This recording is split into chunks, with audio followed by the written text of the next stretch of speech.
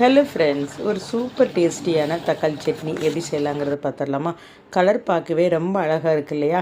இப்போ பாருங்கள், நான் ஒரு ஜார் எடுத்து வச்சுருக்கிறேன். அதில் ஒரு பெரிய வெங்காயம் கட் பண்ணி வச்சுருக்கிறேன். 4 பல் பூண்டு சேர்த்தாச்சு. அதுக்கப்புறமா மீடியம் சைஸில் ஒரு 3 தக்காளி பழம், அதுவும் கட் பண்ணி சேர்த்துட்டேன்.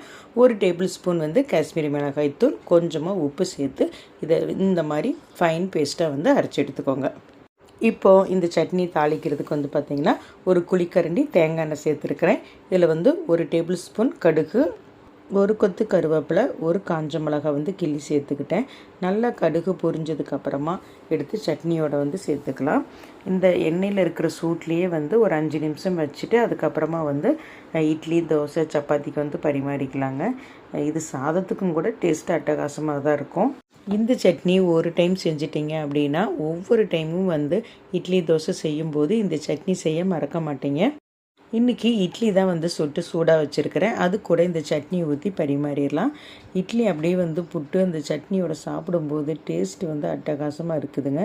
எங்கள் வீட்டில் எல்லாருமே சாப்பிட ஆரம்பிச்சிட்டாங்க. நீங்களும் வாங்க சாப்பிடலாம். இந்த வீடியோ பிடிச்சிருந்ததுன்னா லைக் பண்ணி ஷேர் பண்ணிக்கோங்க.